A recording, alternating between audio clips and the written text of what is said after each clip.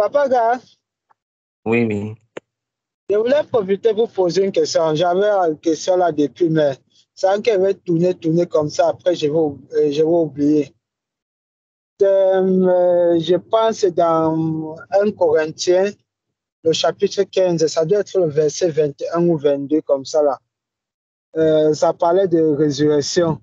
Et puis, l'apôtre Paul disait que s'il n'y avait pas de résurrection, pourquoi les gens se baptisent-ils au nom des morts? Bon, je n'ai pas bien compris. Si vous voulez par là dire qu'il y a les gens qui se baptisaient pour ceux qui sont morts, ou je ne sais pas. Je ne me rappelle pas si c'est le 21 ou le 22. Pardon. Si Je tu... comprends. C'est vraiment que je ne suis pas encore à la maison, j'allais un peu lire ça. Ou si quelqu'un peut un peu lire. Bon, j'aime Oui, vraiment oui. pas comprendre le sens.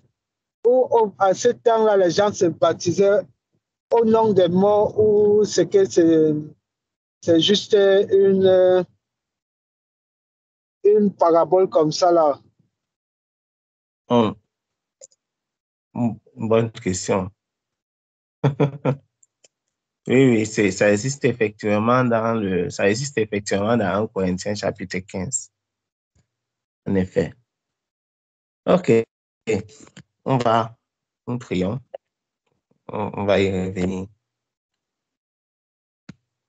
On va y revenir. Seigneur, nous te rendons grâce. Nous te disons merci. Merci pour ton amour immense. Et merci pour ta bonté et ta fidélité. Merci pour ta faveur. Merci pour ta grâce. Merci parce que tu es le Dieu qui garde et qui préserve. Tu es le Dieu qui nous aime. Tu es le Dieu qui donne la santé et la force. Tu es le Dieu vivant et agissant. Le Dieu qui a préservé nos familles, qui nous donne de nous retrouver dans sa sainte présence. Tu es le Dieu en qui nous avons mis notre espérance. Merci Père éternel, parce que tu es vivant et juste. Tu es glorieux et merveilleux en tout temps et en tout lieu. Personne n'est comme toi.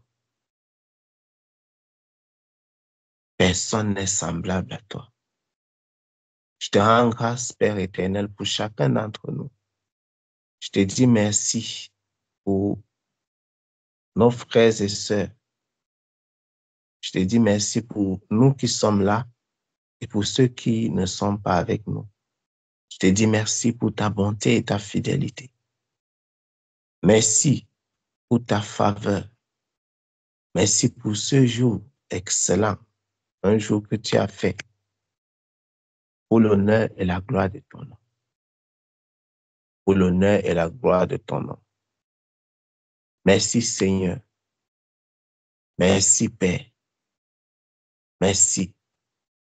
Merci. Merci. Merci pour la vie. Merci pour ta présence. Merci pour ta faveur. Merci. Merci Seigneur. Dirige et conduis-nous encore, Père éternel. Donne-nous de demeurer en toi,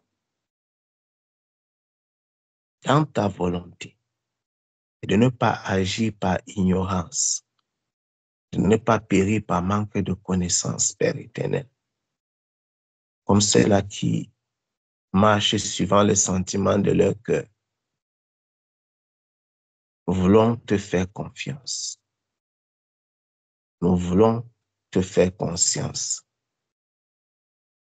Nous voulons te faire conscience. Nous voulons te faire confiance, Seigneur. Nous voulons marcher suivant ta volonté. Nous voulons suivre tes pas. Nous voulons suivre tes pas. Dirige et conduis-nous, Père éternel, et que l'honneur et la gloire te soient jamais rendus.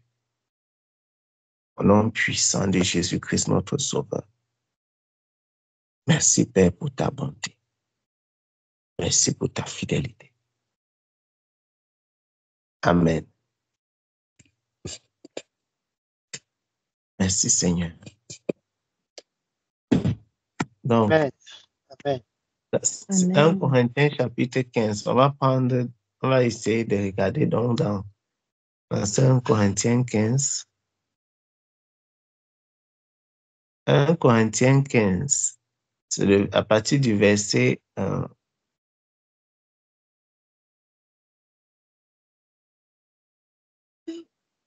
va prendre à partir du verset à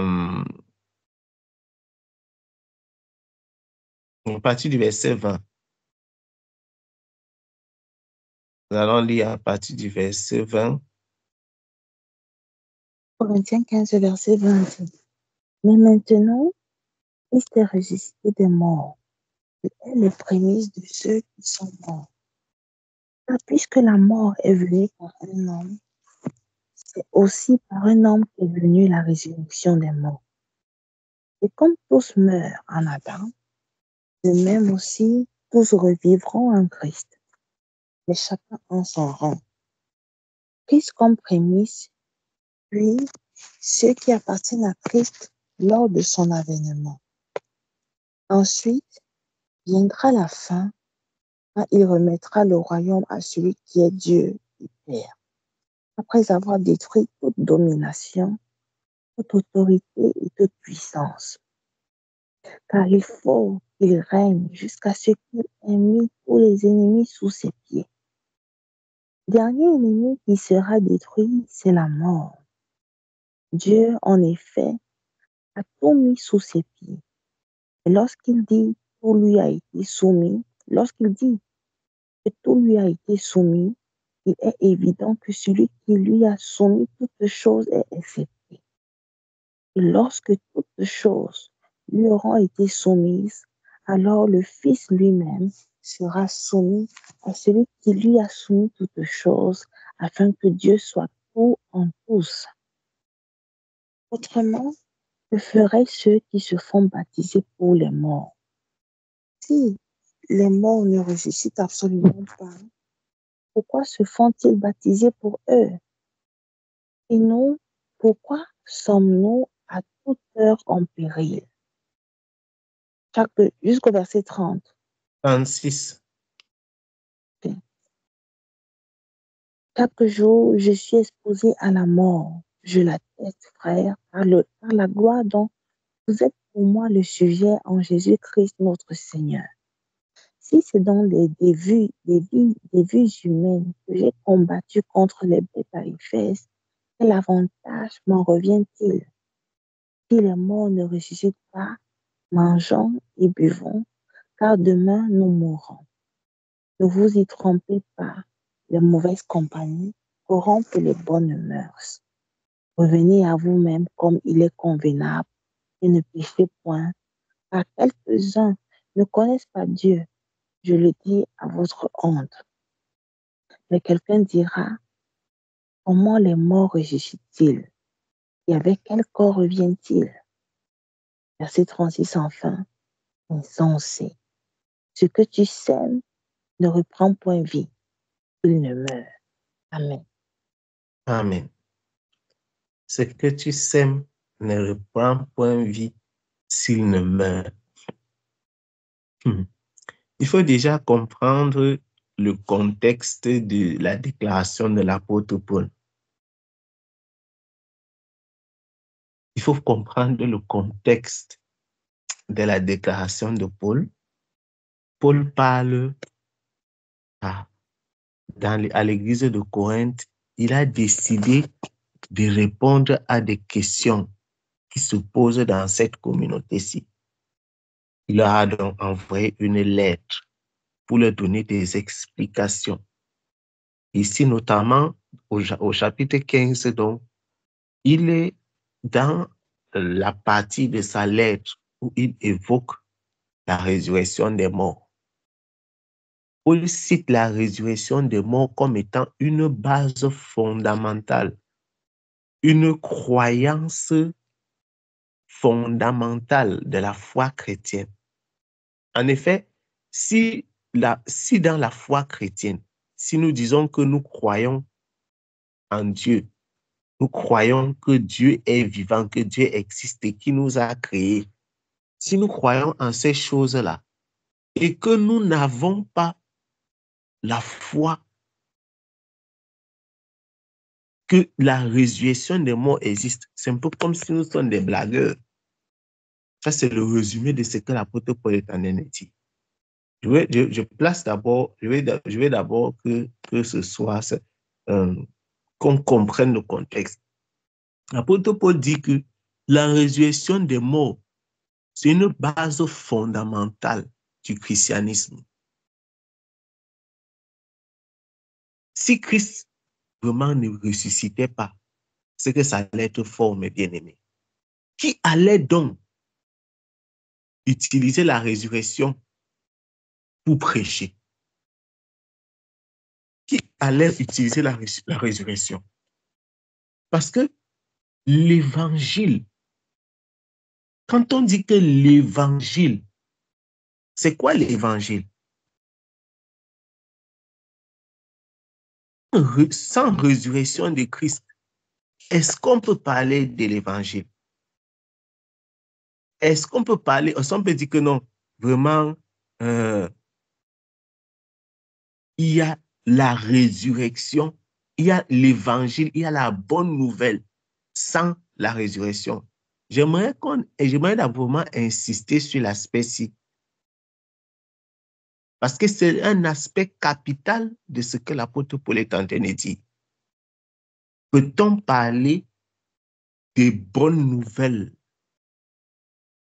sans évoquer la résurrection?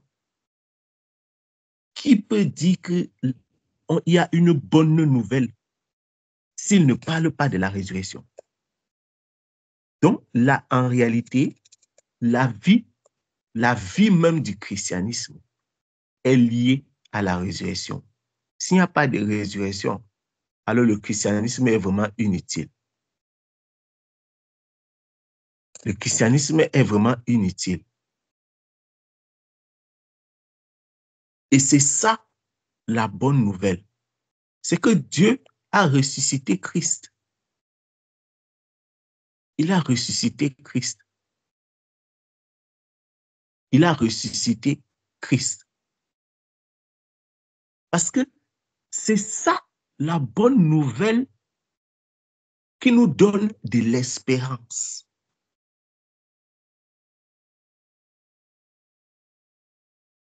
C'est ça la bonne nouvelle qui nous donne de l'espérance. Romains chapitre 6. Romains chapitre 6.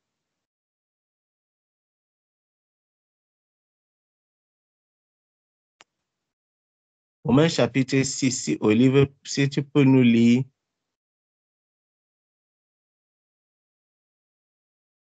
Ah, c'est merveilleux. À partir du verset 7 jusqu'au verset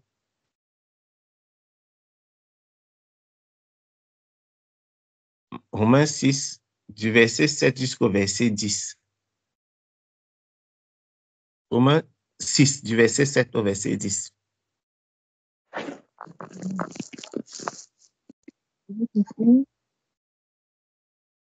Celui qui est mort est libre du péché. Or, si nous sommes morts avec Christ, nous croyons que nous vivrons aussi avec lui.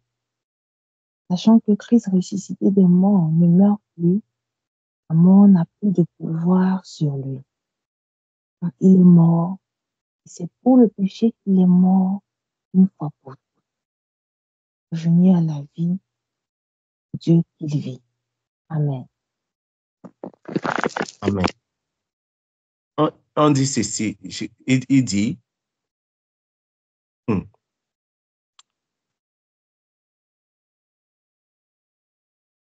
si nous sommes morts avec Christ, nous croyons que nous vivons aussi avec lui. sachant que Christ ressuscité des morts ne meurt plus et que la mort n'a plus de pouvoir sur lui. Car en mourant, il est mort une seule fois pour le péché, mais en vivant, il vit pour Dieu. Il est mort une fois pour le péché et en vivant, il vit pour Dieu. Le christianisme a tout son sens dans la résurrection de Christ. Si en effet, Christ ne ressuscite pas, c'est que tout ce que nous sommes en train de bavarder ici, ça n'a aucun sens. C'est que ça n'a aucun sens. Le christianisme est basé sur la mort et la résurrection de Christ. C'est basé sur la mort et la résurrection de Christ. Dans Romains chapitre 14, Romains chapitre 14, dans Romains chapitre 14, il est écrit au verset 1, Romains chapitre 14, versets 8 et 9. Romains 14, versets 8 et 9.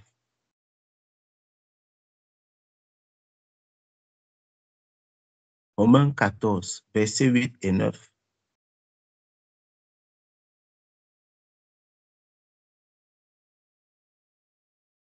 Je lis Romains 14, 8 et 9. Si vous y êtes, je peux lire. Il dit ceci. Si nous vivons pour le Seigneur. Et si nous mourrons pour le Seigneur. Soit donc que nous vivions, soit que nous mourions, nous sommes au Seigneur. Car c'est pour cela que Christ est mort et qu'il est ressuscité. Et qu'il a repris la vie afin de dominer sur les morts et sur les vivants. Nous comprenons encore, le christianisme n'a de sens que à travers la mort et la résurrection de Jésus-Christ. Christ est mort et il est ressuscité pour dominer les vivants et les morts. C'est la résurrection de Christ qui lui donne la suprématie, la domination sur les vivants et sur les morts.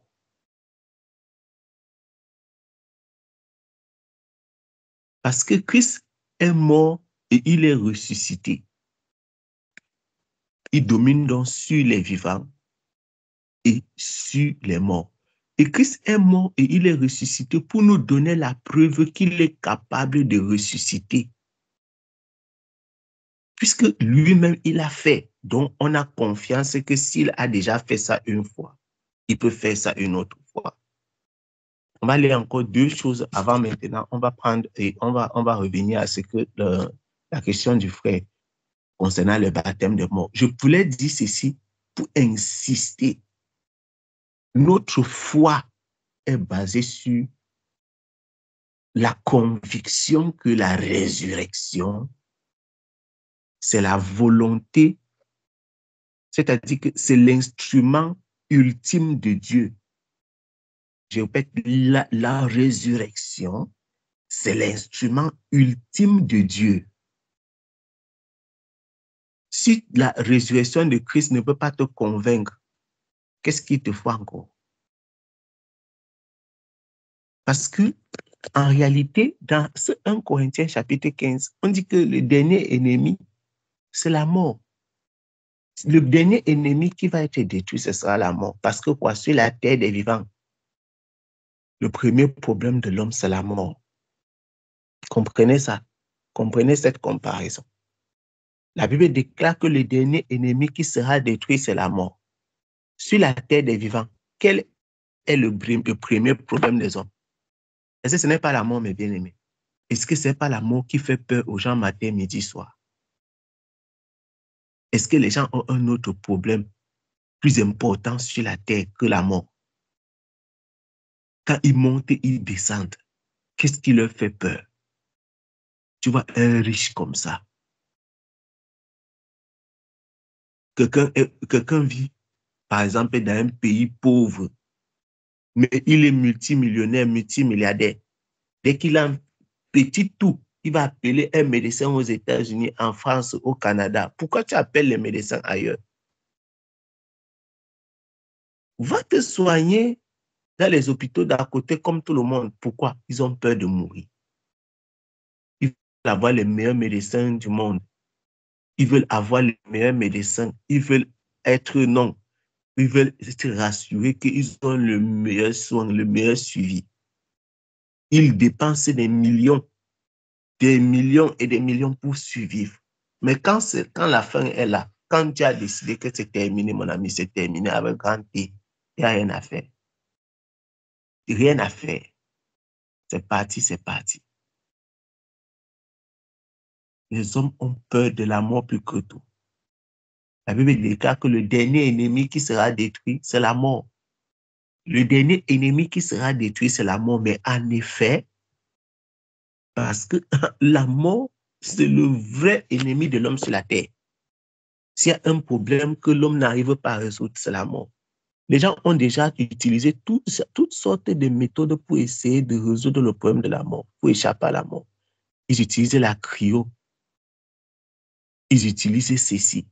Il y a des gens qui réfléchissent, est-ce que si on congèle un homme, peut-être cette année, en l'an 2024, et on le décongèle même dans 50 ans, est-ce qu'il peut vivre? Les gens sont en train d'examiner de ces genres de choses. Pourquoi? Parce que le but de l'homme, c'est de vivre éternellement, d'échapper au contrôle de Dieu. Les gars ne savent pas qu'ils ne vont jamais réussir. Ça, c'est ce qu'on appelle... Et c'est eux qui ont tourné le film Mission Impossible, non? Mission Impossible. Le Seigneur les a encerclés. Ils sont devenus fous en croyant qu'ils sont sages. La mort, ennemi invincible. C'est Dieu qui a voulu que ce soit. Dès que tu vis, sache que tu vas mourir. Si Jésus ne t'enlève pas, mon type, tu vas mourir. Il n'y a rien à faire. Même si on te congèle, le jour de la décongélation, là, ça va rater. Tu vas mourir, mon type. Il n'y a rien à faire. Rien à faire. Quel que soit ce que l'homme fait pour échapper à la mort, c'est vain et inutile. Donc, nous disions que la résurrection, je répète, c'est l'instrument ultime entre les mains du Seigneur. C'est un instrument ultime. Il n'y a pas de christianisme sans résurrection. Donc, dans 2 Corinthiens, je lis donc dans 2 Corinthiens, c'est merveilleux. 2 Corinthiens,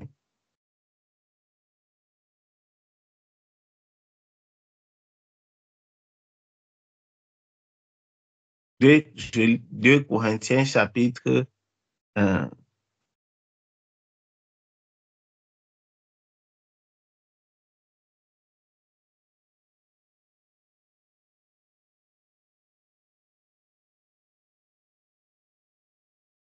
2 Corinthiens, chapitre 5.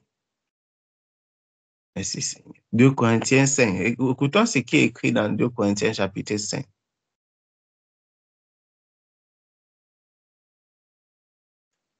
Car, verset 14, 2 Corinthiens chapitre 5.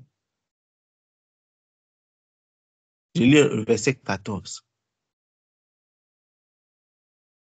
Verset 14 et 15. Car la charité de Christ nous presse, étant persuadés que si un seul est mort pour tous, tous donc sont morts. Et il est mort pour tous, afin que ceux qui vivent ne vivent plus pour eux-mêmes, mais pour celui qui est mort et ressuscité pour eux.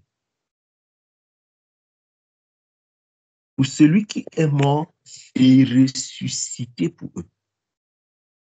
On ne peut pas parler d'évangile sans parler de résurrection. si nous voulons vivre pour le Seigneur, c'est parce que Christ a été ressuscité des morts et qu'il nous a donné les preuves qu'il est capable de nous ressusciter nous aussi. C'est pour ça, nous croyons parce qu'on a vu. Il a fait lui-même et il peut encore le faire. Dans Romains, je disais que c'est la dernière chose avant d'arriver à la question du frère. Dans Romains chapitre 10, donc, écoutons ce que c'est quand les gens disaient qu'ils ont cru. Voici ce que la parole du Seigneur déclare. Romains chapitre 10. Romains chapitre 10, le verset 9 et 10 dit ceci, mes bien-aimés. Romains chapitre 10, le verset 9 et 10, il dit ceci. Elle dit que, parce que je vais remonter pour qu'on comprenne très bien, je prends même à partir du verset 6. Mais la justice qui vient de la foi parle ainsi. Ne dis point en ton cœur qui montera au ciel, c'est en fait descendre Christ. Ou qui descendra dans l'abîme, c'est faire remonter Christ entre les morts. Que dit-elle donc? On parle ici de la justice qui vient de la foi. C'était pour qu'on comprenne exactement. La parole est près de toi, dans ta bouche et dans ton cœur. Voilà la parole de la foi que nous prêchons. La parole de la foi que nous prêchons, qu'est-ce qu'elle dit donc? Écoutez bien. Elle dit que si tu confesses de ta bouche que Jésus est Seigneur, est le Seigneur, et que tu crois dans ton cœur que Dieu l'a ressuscité des morts, tu seras sauvé. Il faut souligner ça, mes bien-aimés. C'est pas ici, je voulais chuter. Si tu confesses de ta bouche, tu dois confesser de ta bouche que Jésus-Christ est Seigneur. C'est la première chose. Et si tu crois dans ton cœur que Dieu l'a ressuscité des morts, tu seras sauvé. Donc le salut vient de la confession et de la croyance. Je répète, le salut vient de la confession et de la croyance. Donc, tous les gens qui ne croient pas que Jésus est ressuscité des morts, là, il y a point de part pour eux. Il y a point de part pour eux. Parce que tu ne peux pas croire que Christ revient. Tu ne peux pas attendre l'avènement de quelqu'un que tu pensais qu'il est mort et il n'est pas ressuscité. Ah. Nous attendons son avènement parce que nous croyons qu'il a dominé la mort. Il est ressuscité des morts et il est monté. Tu ne peux pas confesser de ta bouche et tu refuses de croire dans ton cœur que Dieu l'a ressuscité des morts et tu seras sauvé. Ce n'est pas possible. Donc, tout ce que j'ai dit jusqu'ici, tout ce que nous avons essayé de voir là, à travers les Écritures, c'était la place capitale, fondamentale. Et il y a encore beaucoup dans les Écritures par rapport à ça. La résurrection, c'est le must, c'est la pierre angulaire, si j'ai envie de dire, du christianisme. Comme Christ est la pierre angulaire de l'édifice. La résurrection, c'est le cœur de la doctrine du christianisme. Le christianisme est basé sur la résurrection de Jésus-Christ. Sans résurrection de Jésus-Christ, on bavarde pour rien. Mais nous croyons que Christ est mort et il est ressuscité des morts. C'est pourquoi nous disons que nous sommes des chrétiens. Donc nous suivons Christ parce qu'il a fait pour lui et il va le faire pour nous.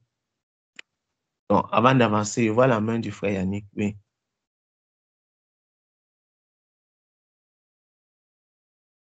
Oui, papa, avant de répondre à la question, je sais que le verset que tu viens de lire là, c'est un verset qui prête souvent à confusion, dans le sens que les autres disent qu'il faut seulement confesser que le Seigneur Jésus-Christ est Seigneur et croire qu'il est ressuscité des morts pour être sauvé.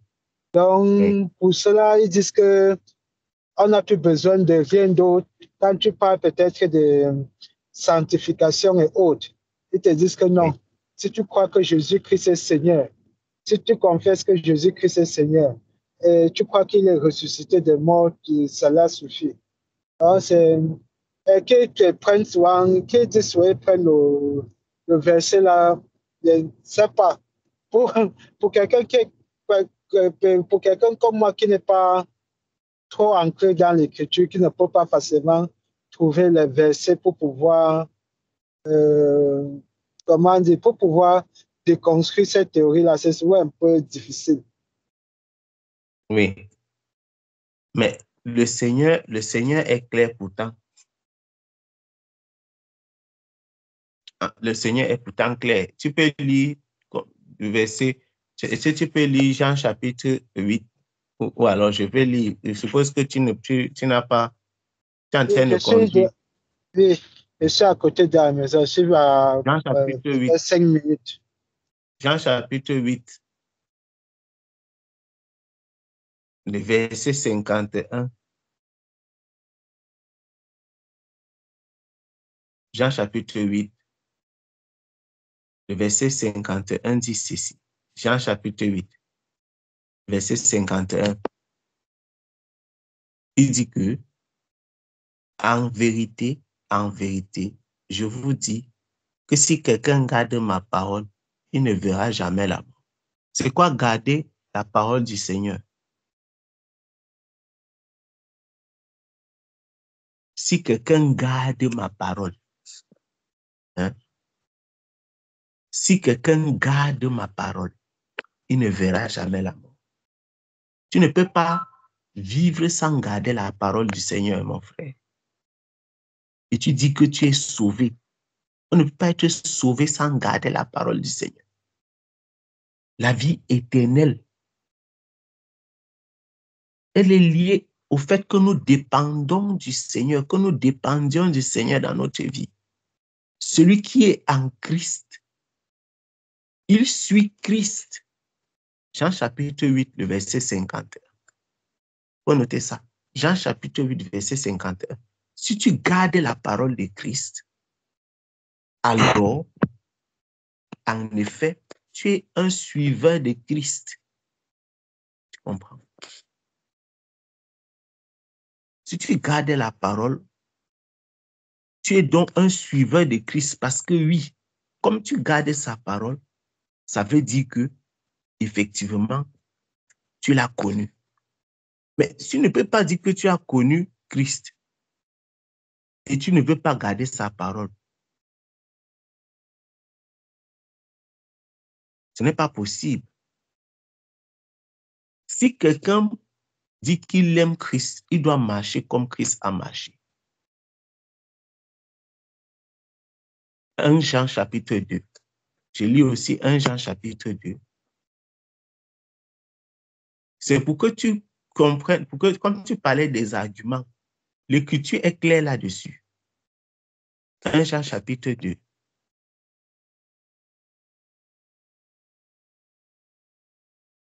On va lire à partir du verset 4 jusqu'au verset 6.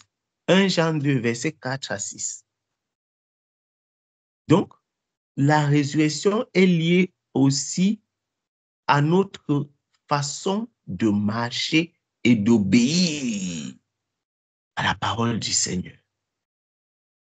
La résurrection, ce n'est pas seulement une affaire de déclaration de la bouche, mais si on devait être ressuscité de mort, simplement parce que tu as dit quelque chose avec ta bouche,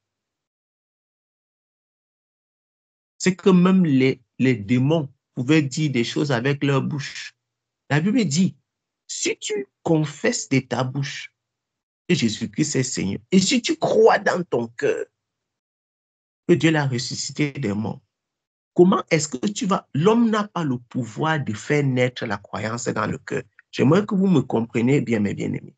L'homme n'a pas le pouvoir de faire naître la croyance dans le cœur.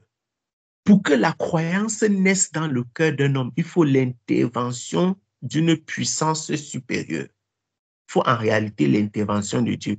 Et Dieu, il te donne ça et il te donne aussi l'obéissance à sa parole. C'est pourquoi ceux qui ont cru à Dieu, à Christ de la bonne façon, ils obéissent à la parole de Dieu.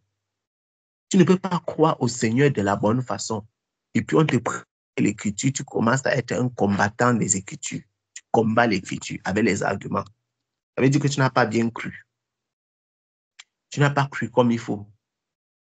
J'espère qu'on se comprend. Jean 8, le verset 51 que nous avons lu là, il est très profond quant au lien qu'il y a entre la croyance, je relis encore.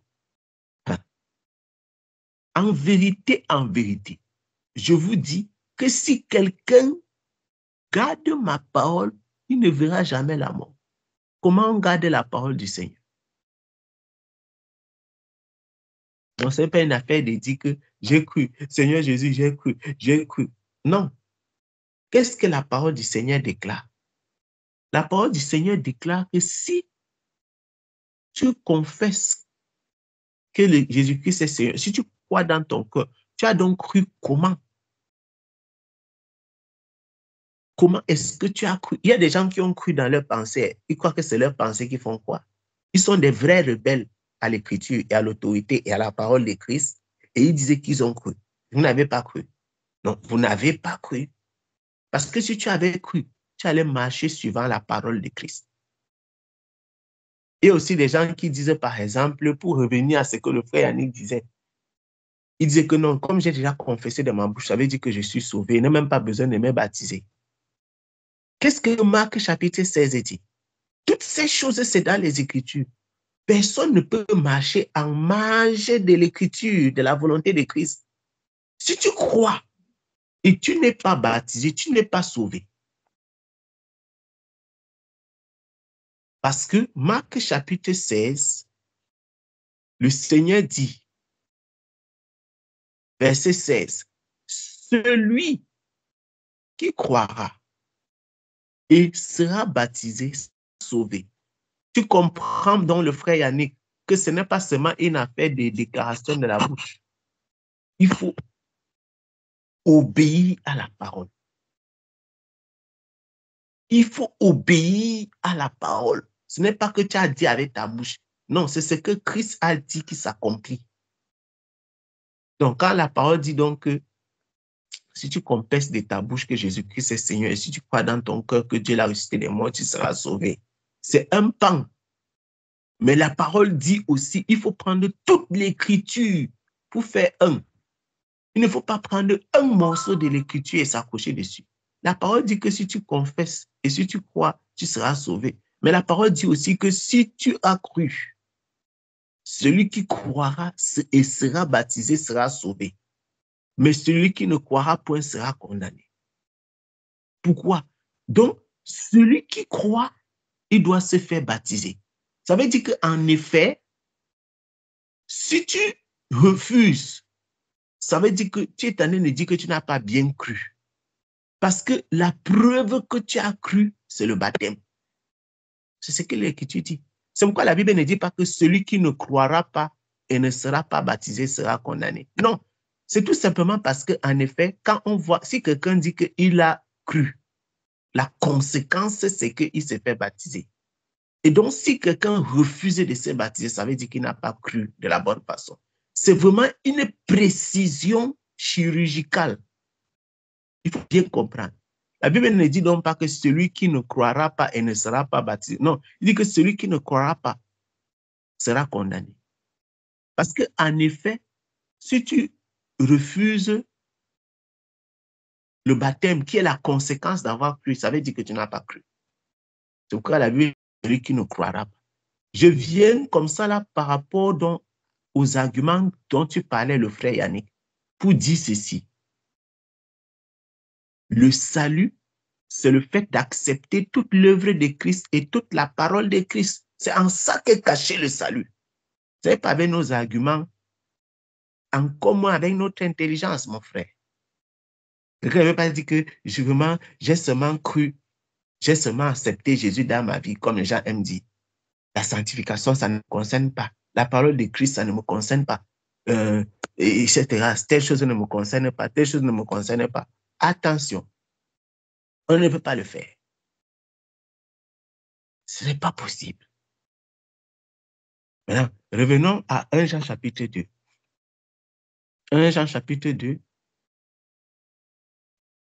Celui qui dit, je l'ai connu, et qui ne garde point ses commandements est un menteur. Et la vérité n'est point en lui. Mon frère, il faut souligner ça bien même. Tu encadres, tu mets la peinture. Celui qui dit, je l'ai connu, et qui ne garde point ses commandements est un menteur. Et la vérité n'est point en lui. Souligner, encadrer, mettre même la peinture. Je répète encore, celui qui dit, je l'ai connu, et qui ne garde point ses commandements est un menteur. Ce n'est pas le frère Gaël qui dit ça. C'est l'apôtre Jean qui a écrit le livre d'Apocalypse. Pardon, ce n'est pas moi. Parce que si je sors ce genre de déclaration de ma bouche, on va dire que le frère, si c'est un radicaliste, c'est un frère radical. Il est radical. Je répète encore. Celui qui dit, je l'ai connu, et qui ne garde point ses commandements est un menteur. La vérité n'est point en lui. Vous avez entendu ça? Celui qui dit qu'il connaît Jésus et il refuse de garder le commandement de Jésus, il est un menteur. Mon frère, vous avez entendu ça, mes bien-aimés? Est-ce que vous avez entendu ça?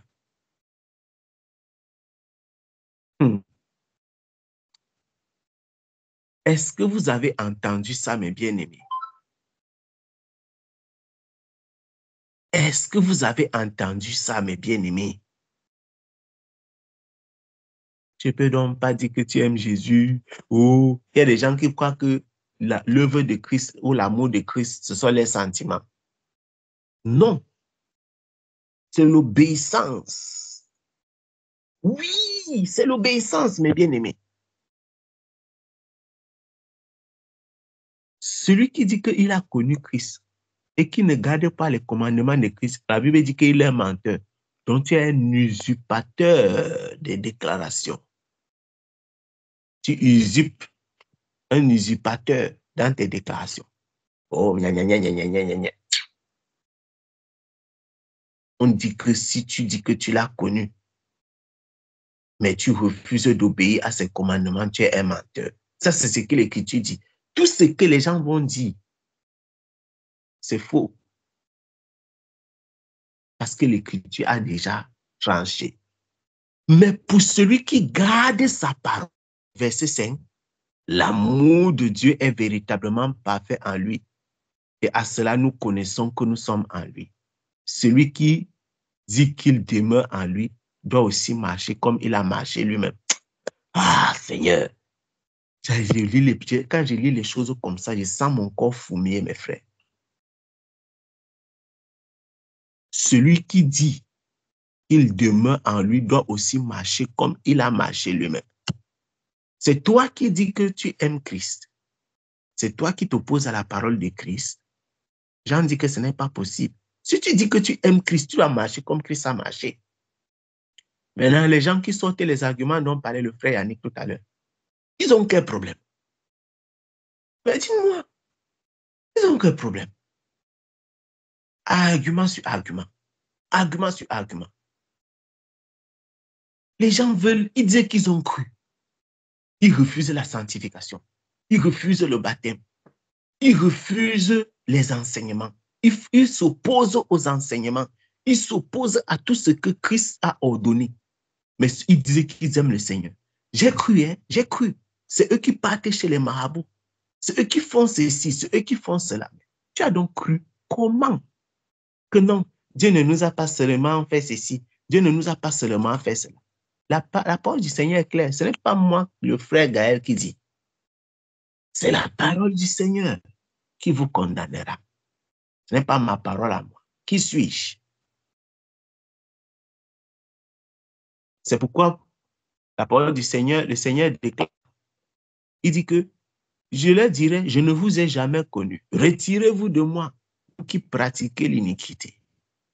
Vous entendez ça? Je ne vous ai jamais connu. Parce que tu disais que tu avais connu le Seigneur, mais tu étais un menteur. Quelle est donc la preuve que tu es un menteur? C'est que tu t'opposes à ce que lui l'a dit.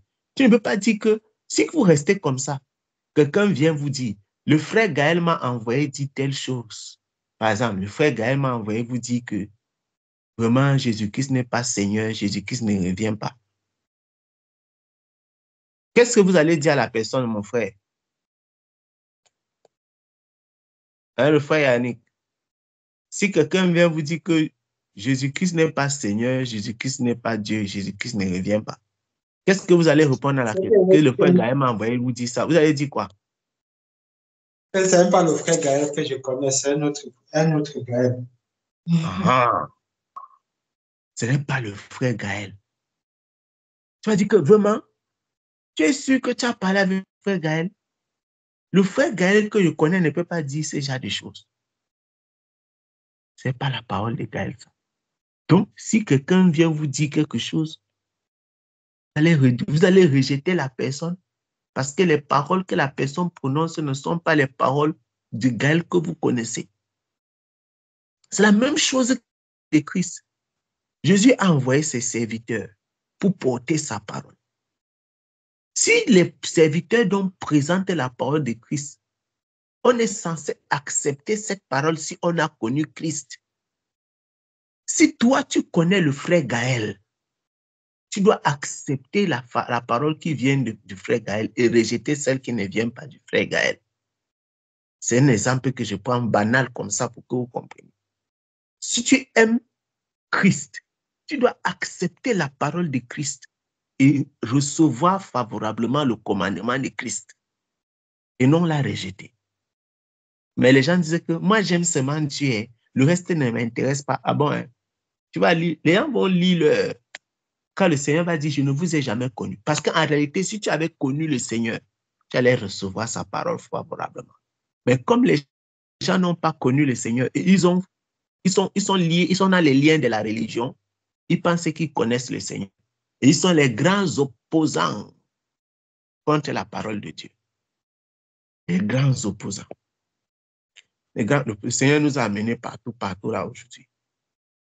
Les grands opposants contre la parole du Seigneur. Je lis Matthieu chapitre 28. C'est-à-dire que le texte, ça tourne. Matthieu chapitre 28, regardons, et j'aimerais que vous puissiez encore parcourir tout cet texte-ci, écouter ce que nous avons dit aujourd'hui. C'est très intéressant. Parce qu'on est parti d'une simple question du frère sur le baptême des morts là. On n'a même pas encore répondu. On a déjà parlé de deux choses.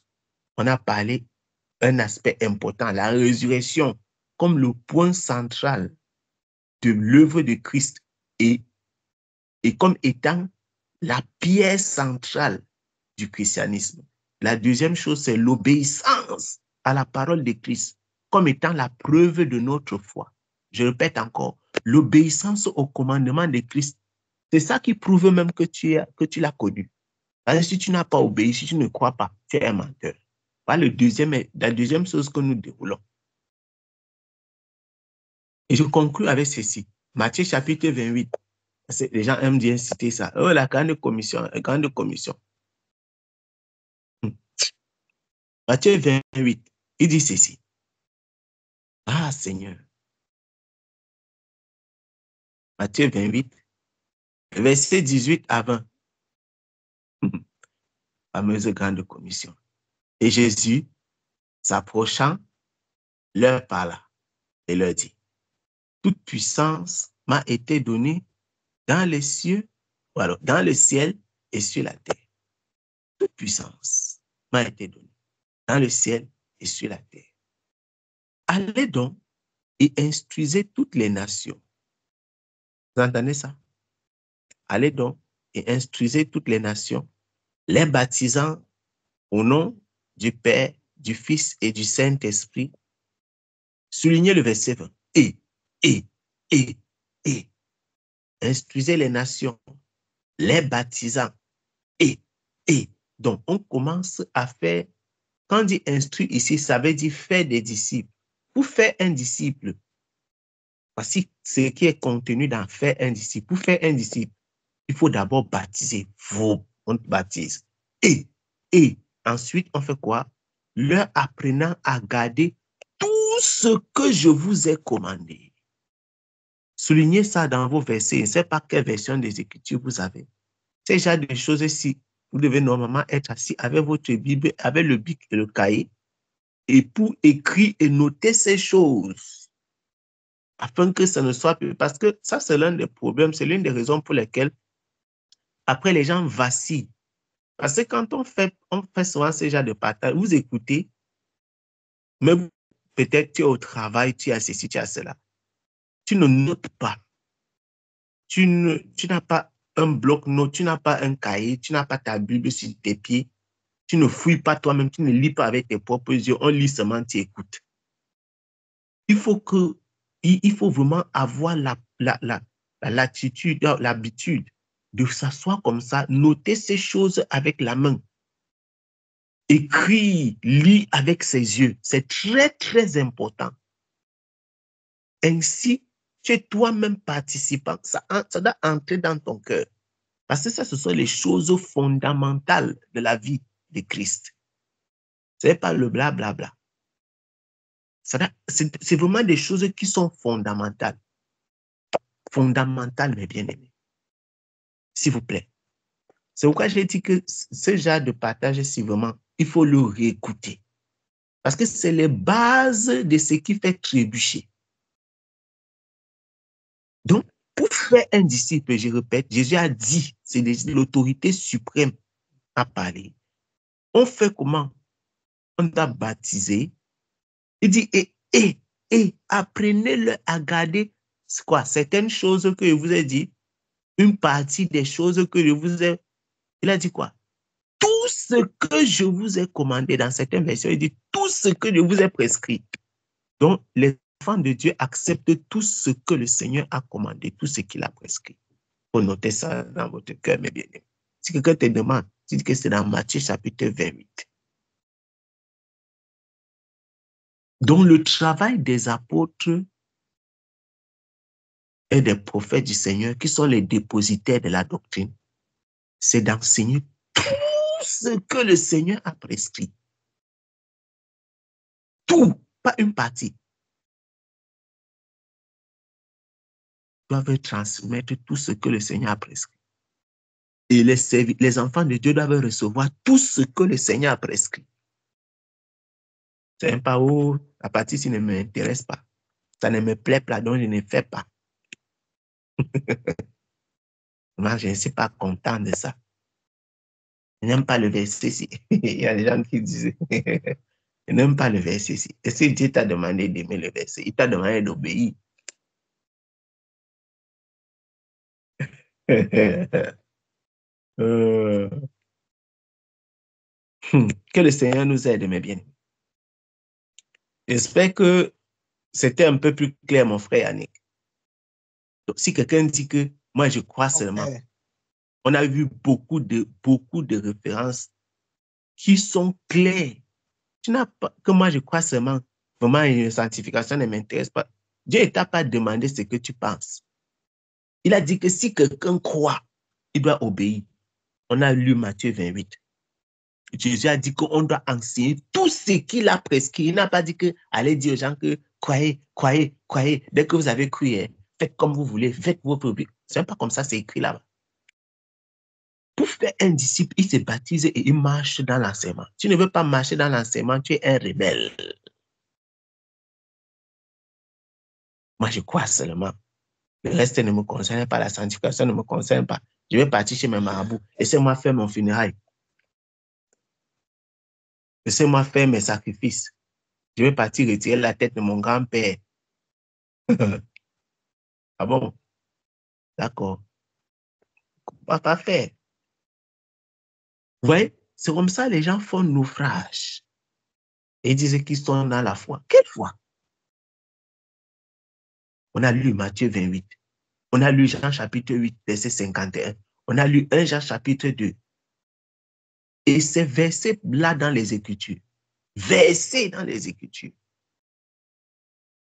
tu ne peux pas dire que tu es serviteur de Christ et tu te opposes à la façon dont Christ lui-même il a marché. On a lu dans Marc chapitre 16. C'est plein. C'est plein. C'est plein. Plein dans les Écritures. Le temps nous manque pour évoquer dans Matthieu chapitre 7. Pour aller lire Matthieu chapitre 21 et ailleurs et ailleurs et ailleurs. Hein? Allez voir comment dans le livre des Actes, comment les apôtres se battaient pour enseigner la parole de Christ. Voir comment l'apôtre Paul se battait pour prêcher l'évangile de Christ, pour annoncer l'évangile de Christ, au point de dire à ses frères, je vous ai annoncé tout le conseil de Dieu sans en rien cacher. Tu entends les gens aujourd'hui? Les gens racontent leur vie. C'est parce qu'ils sont liés par les liens du péché. Et ils refusent, ils sont rebelles à l'autorité de la parole. C'est pour ça qu'ils sortent les arguments contre la sanctification, contre tout ce qui est enseignement du Seigneur. Ils sortent des arguments. Voilà. Maintenant, pour revenir rapidement à la réponse. En réalité, la réponse à la question est assez simple. Regardons. On dit ceci dans 1 Corinthiens chapitre 15. 1 Corinthiens chapitre 15, pour revenir. On dit ceci.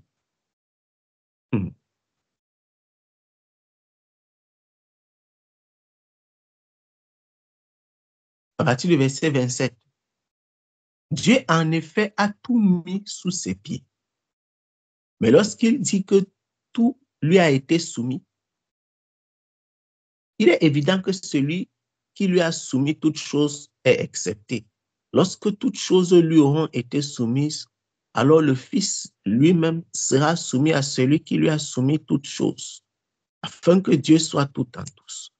Verset 29, c'est ici que c'est intéressant maintenant. Autrement, que feraient ceux qui se font baptiser pour les morts? Autrement, que feraient ceux qui se font baptiser si les morts? Si les morts ne ressuscitent absolument pas, pourquoi se font-ils baptiser pour eux? Et nous, pourquoi sommes-nous à toute heure en péril? Chaque jour, je suis exposé à la mort. Je l'atteste, frère, par la gloire dont vous êtes pour moi le sujet, en Jésus-Christ notre Seigneur. Si dans des vues humaines, que j'ai combattu contre des bêtes à Éphèse, si c'est dans des vues humaines plutôt que j'ai combattu contre des bêtes à Éphèse, quel avantage m'en revient-il? Si les morts ne ressuscitent pas, mangeons et buvons, car demain nous mourrons. Magnifique. Magnifique, mais bien aimé. Donc, l'apôtre Paul ne donne pas, en effet, je vais être vraiment droit, direct, concis. Paul n'est pas en train de dire qu'il faut se baptiser pour les morts. Notez dans le texte que Paul parle de eux et il parle de nous. C'est très important. Paul parle de eux et de nous. Faites très attention à ces détails. Je relis le verset 29 et 30. Alors, que feraient ceux dont eux qui se font baptiser pour les morts? Si les morts ne ressuscitent absolument pas, pourquoi se font-ils baptiser pour eux? Ce n'est pas une doctrine que Paul a enseignée. Paul fait le constat qu'il y a dans la société, et les gens de Corinthe connaissaient des gens pareils. Il y avait donc dans la société des gens qui se baptisaient pour les morts. Et dont les gens de Corinthe étaient informés, les gens de Corinthe savaient qu'il y avait des gens qui se baptisaient pour les morts. Mais ce n'était pas une doctrine qui était pratiquée et enseigné par Paul. Paul dit donc que, puisque Paul est en train d'enseigner sur la résurrection, vous comprenez pourquoi nous avons commencé notre partage ici en parlant de la résurrection. Parce que la résurrection est le point capital de l'enseignement de Paul. Paul explique pourquoi la résurrection c'est un must, c'est une obligation. Il faut que la résurrection existe même pour que notre foi chrétienne ait un sens. Il dit que mais si la résurrection n'existe pas, même parmi vous là-bas, vous connaissez des gens qui se baptisent pour les morts. Ils se baptisent donc pour les morts. Pourquoi? Je ne sais pas si je m'explique bien, mon frère Yannick. Il dit donc, dans votre peuple là-bas à Corinthe, vous êtes... Voilà. Paul dit que vous connaissez donc, il y a des gens qui se baptisent pour les morts. Que vous connaissez. Il dit donc que si en réalité, quand on meurt, on ne ressuscite pas, il n'y a pas de vie, il n'y a rien qui vient après la mort. Pourquoi les gens que vous connaissez, pourquoi il y a des gens qui se baptisent pour des morts? C'est la question que Paul pose. Les gens là que vous savez, là qui se baptisent pour les morts, là, ils se baptisent. C'est un peu comme si dans un enseignement, par exemple, je viens comme ça, et moi, je suis le frère Gaël. Je connais, par exemple, qu'il y a l'animisme au Cameroun. Il y a l'animisme au Cameroun. Je suis en train de vous expliquer, de vous faire un enseignement sur la résurrection des morts, sur le fait que la vie ne s'arrête pas après la mort physique, après le jour de la mort. Maintenant, je vous fais allusion au fait que les Bamileke, par exemple, au Cameroun, ceux qui pratiquent l'animisme parmi les Bamileke au Cameroun, ils partent retirer les crânes de leurs parents et ils se prosternent dans les lieux sacrés pour parler à leurs ancêtres. Vous comprenez un peu? Maintenant, si moi je vous dis ceci, pourquoi donc certains partent sur les lieux sacrés pour parler à leurs ancêtres qui sont décédés? Si la vie s'arrête après la mort, pourquoi les gens partent parler dans les lieux sacrés à leurs ancêtres qui sont morts? Ça, c'est une question que je pose. Pourquoi les gens vont dans les lieux sacrés parler sur les crânes de leurs ancêtres qui sont décédés? Pourquoi les gens partent parler sur la tombe de leurs parents? Si la résurrection des morts n'existait pas, si la vie s'arrête le jour de la mort, à qui s'adresse-t-il? Je ne sais pas si je m'explique bien, mes bien-aimés. Lorsque je fais cette remarque-ci, ça ne veut pas dire que je suis pour le fait, voilà.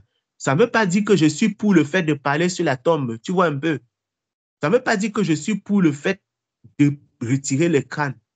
Je suis juste en train de faire le constat qu'il y a des gens qui le font. Donc, Paul fait dans sa lettre le constat du fait que certains gens se font baptiser même pour les morts. Mais quel serait le sens de ce baptême qu'ils font pour les morts si les morts ne ressuscitent pas? Si tout s'arrête après la mort, pourquoi te baptiserais-tu au nom des morts? Ça serait absurde. Si tout s'arrêtait après la mort, personne ne devrait se baptiser pour un mort, puisque en réalité, quand tu te baptises pour un mort, ça veut dire que tu es en train de vouloir demander quelque chose au divin pour ce mort-là. Mais si tout s'arrête après la mort, il n'a plus donc besoin qu'on demande quoi que ce soit pour lui. Donc, si on demande quelque chose au divin pour lui alors qu'il est mort, ça veut dire qu'on est conscient que la mort là n'est pas la fin de toute chose. Comprenez? Donc, Paul dit, mais pourquoi donc les autres là, eux, ils se baptisent pour les morts? Si les morts ne ressuscitent absolument pas, vous entendez le mot là? Absolument pas. Pourquoi se font-ils, eux, baptiser? Pourquoi ils se font baptiser pour eux? Maintenant, tu vois, il vient maintenant au verset 30, il dit, et nous. Ah, merci Saint-Esprit. Et nous, il montre dans la différence entre nous et eux. Et nous, pourquoi sommes-nous à toute heure en péril? C'est comme j'ai dit tout à l'heure. Je vais dire, je répète encore. Que font les animistes? Et ce n'est même pas seulement au Cameroun, partout dans le monde, il y a des animistes. Dans beaucoup de peuples, et beaucoup de peuples, il y a ça. Pourquoi donc les gens partent parler sur la tombe de leurs parents si la vie après la mort n'existe pas? Ça, c'est une question que je pose à l'humanité. Vous voyez, les gens, ils viennent avec les gerbes de fleurs. Quand ce n'est pas les gerbes de fleurs, c'est une fleur à la commémoration de la mort de leur père ou de leur mère. Les gens vont dans les cimetières, même ici en Europe. Je ne crois pas à la vie après la mort. Tu fais quoi au cimetière? C'est la folie ou quoi? Qu'est-ce qui se passe dans ta tête? Je ne crois pas à la vie. Vous voyez comment le diable a enfermé l'homme dans la folie, non? Les gens font quoi au cimetière un an après l'enterrement? Si tu ne crois pas qu'il y a une vie après la mort, tu fais quoi au cimetière? Dis que non, j'aimais trop mon père, j'aimais trop ma mère. Tu fais quoi au cimetière? Si tu sais que ton père était déjà parti, ta mère était partie, et qu'il n'y a rien après la mort, tu fais quoi au cimetière? Ouais, comment même le diable les embrouille vraiment? Le diable les embrouille. Parce qu'en effet, le fait de partir, parler sur une tombe, que, oh papa, depuis que tu es parti, tu parles seul, mon frère. Maman, depuis que tu es parti, tu me manques tant. Les gens envoient même la lettre à leurs parents qui n'existaient pas. Oh, maman, j'étais beaucoup aimé. Tu m'as beaucoup aimé, blablabla. La nécromancie. Hein? Toutes ces choses-ci, c'est la confusion de Satan dans les cœurs. Parce qu'en effet, quand ils font toutes ces bêtises-là, c'est la preuve ultime que dans le cœur de l'homme, la résurrection est implémentée. Je ne sais pas si vous comprenez, si je m'explique bien, mes bien-aimés. C'est la preuve ultime qu'en réalité, l'homme, tout profond dans son cœur, il y a la résurrection qui crie. Donc, il y a cet enseignement qui pèse dans le cœur de l'homme, qui dit que quand tu es mort, ce n'est pas fini. C'est pourquoi les gens peuvent partir par là, même ici en Europe. Ce n'est pas seulement nous, les Africains. Eux-mêmes, ils sont très forts. Partir parler sur le tombeau, au caveau familial. Ils partent là-bas bavarder. Ils vont partir là-bas au cimetière. Quand ils ne peuvent pas parler ouvertement, ils vont méditer dans le cœur. Ils vont parler, s'adresser à leur mort. Les qui vont chez les médiums, les qui appellent les médiums pour parler avec les esprits de leur mort. Ce sont les Européens qui sont champions du monde dans ça. Mais vous dites que la vie après la mort n'a pas de sens, blablabla, c'est monter, c'est descendre. La résurrection existe. Et la résurrection existe. Et la résurrection existe. Parce qu'ils sont rebelles à toute l'instruction du Seigneur. Donc, l'apôtre Paul n'est pas pour le fait de se baptiser pour les morts. Je voulais le dire comme ça. Paul n'est pas pour.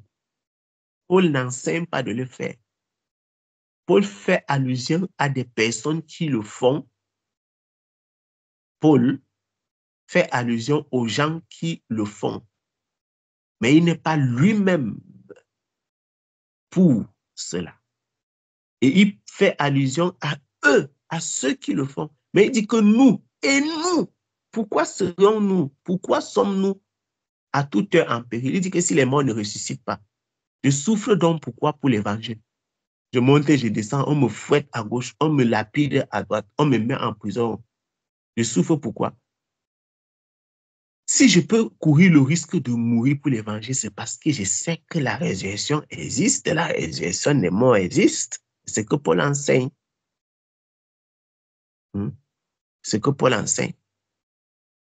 Et Hébreux chapitre 9, le verset 27, après nous allons prier.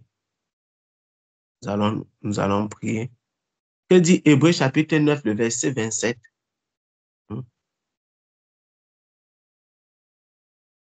Et puis c'est terminé. Hébreux 9, le verset 27 dit ceci, mes bien-aimés. Verset 27. Oui. Tu peux lire le verset 27 et 28 pour terminer. Ok. Hébreux 9, le verset 27 et 28. Verset Oui. 27, ici.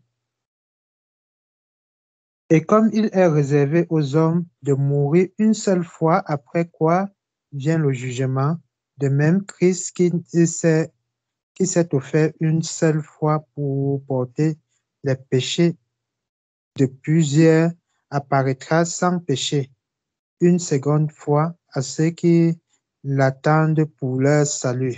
Amen. Amen. Il est réservé aux hommes de mourir une fois, après quoi vient le jugement.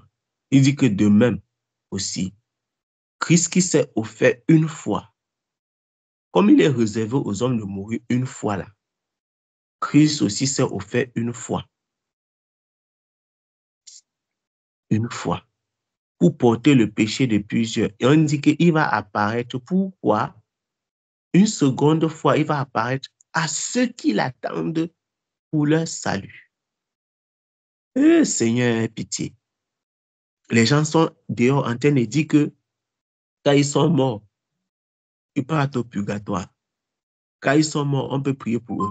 La Bible déclare qu'il est réservé aux hommes de mourir une seule fois, après quoi vient le jugement. Donc, si on mourait une fois après quoi vient le jugement, comme l'Écriture dit, comment encore Paul peut être pour le baptême des morts, au baptême en faveur des morts, plutôt. Nous comprenons donc clairement que Paul ne peut pas être en faveur du baptême au nom d'un mort. Si on peut faire quelque chose pour un mort, mon frère, chacun peut vivre sa vie comme il veut. Je ne sais pas si il m'explique, mon frère Yannick. Si on pouvait vivre, c'est-à-dire que si un mort pouvait partir et on se baptisait en son nom, c'est que chacun peut vivre comme il veut, il s'en fout. Il sait que dans tous les cas, si je pars, mes enfants vont se baptiser pour moi, mais mes frères. Tu comprends un peu? Oui, mon frère. Voilà. On ne peut pas se baptiser pour un mort, ni encore l'enseigner, ni encore l'instruire, ni encore le conseiller. Ce n'est pas dans la doctrine de Jésus-Christ. Donc, nous comprenons que toute l'Écriture est d'accord par rapport à cela. Hébreux 9, donc, verset 27, il dit que puisqu'il est réservé aux hommes, et comme il est réservé aux hommes de mourir une seule fois après quoi vient le jugement, il n'y a pas de purgatoire possible. Il n'y a pas de zone de transition. Il n'y a pas de que prier pour son âme. C'est soit c'était comme ça, soit ce n'est pas comme ça. Si on pouvait se baptiser au nom d'un mort et il va être sauvé, alors quelqu'un peut vivre n'importe comment et quand il meurt, on va se baptiser en son nom et il va être sauvé. Il disait quoi, mon frère?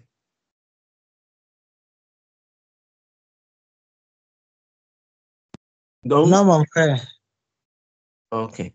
Donc, ça sont les fausses croyances qui ont existé. Imaginez-vous, si à l'époque de Paul, ces croyances, ce genre de choses existaient déjà sur la terre. Imaginez-vous dans les folies qu'ils peuvent avoir sur la terre des humains aujourd'hui. C'est-à-dire qu'au temps de Paul, les gens se baptisaient déjà pour les morts. C'est comme aujourd'hui, les gens partaient derrière la maison, enterrer les crânes de leurs parents. C'est ce genre de même folie. Voilà. Les croyances et je veux dire quoi? Les croyances et les actes bizarres de la vie des hommes, inventés par les humains pour se tromper eux-mêmes. Parce qu'en fait, c'est ça. Les hommes fabriquent les choses pour se tromper eux-mêmes, pour se reconforter dans dans leur folie. Baptême au nom d'un mort. On dit que Christ s'est offert une fois pour porter le péché de plusieurs et il va apparaître une seconde fois encore pour ceux qui l'attendent. Comment tu peux attendre le Seigneur si tu n'as pas son commandement? Si tu n'as pas marché comme il veut. C'est que tu te trompes toi-même.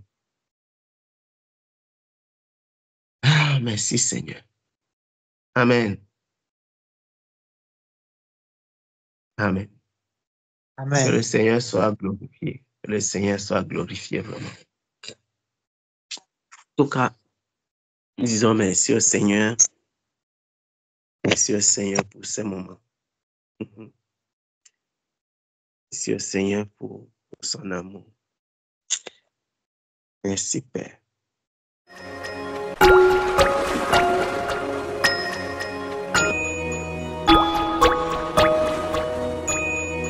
Mmh.